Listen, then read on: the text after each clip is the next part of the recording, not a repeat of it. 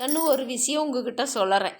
ஊறுகாயாக இருந்தாலும் உறவாக இருந்தாலும் அளவாக பழகிட்டோம்னு வச்சுக்கோ, அளவாக இருந்தோம்னா உடம்புக்கும் நல்லது, மனசுக்கும் நல்லது.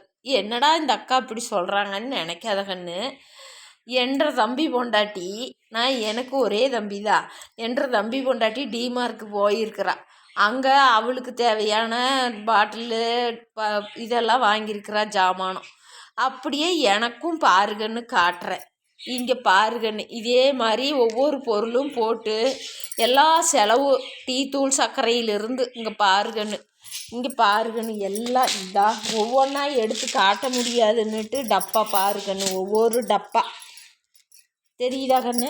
இதுக்குள்ளே இந்த ஃபுல்லாக டப்பாவே. இன்னும் கிச்சனில் சர்க்கரையெல்லாம் கொட்டி வச்சுட்டேன் கண்ணு. ஒரு 5 கிலோ சர்க்கரை கொட்டுற மாதிரி இன்னும் 2-3 ஜாமானம் கொட்டி வச்சுருக்கிறேன் பாருங்கன்னு. இந்த டப்பாவெல்லாம் அவளுக்கு வாங்கியில் எனக்கு வாங்கி கொடுத்தா.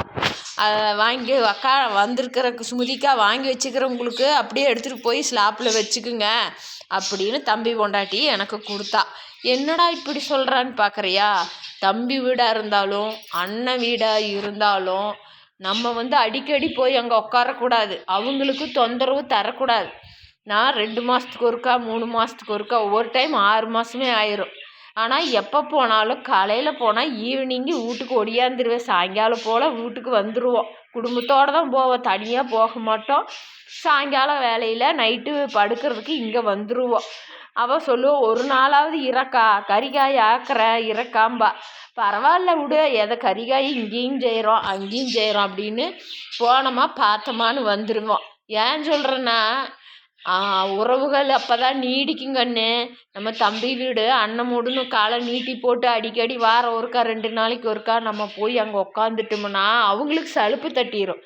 எப்படா நம்ம நங்கநாத்தி வருவா, வர்றதே காணோமே அப்படின்னு அவங்க ஏங்கணும். அப்போ தான் நம்ம போகணும். உறவு அதுதான் நிலச்சி நிற்குங்கன்னு. நான் சொல்கிறது உண்மையே இல்லையா? இப்படி இருந்து பாருங்க, அப்போ தான் உங்களுக்கும் மதிப்பு மரியாதை அதிகமாகும். உங்கள் ஆத்துக்காரர் இருக்கிறாரே வீட்டுக்காரர், அவருக்கும் மதிப்பு வரும். அடிக்கடி போனீங்கன்னா உங்களுக்கு மட்டும் இல்லை கண்ணு, உங்களை கட்டிக்கிட்ட கணவனுக்கும் மதிப்பு இருக்காது. உண்மைதானே? இது உண்மை. நீங்கள் அப்படி இருங்க.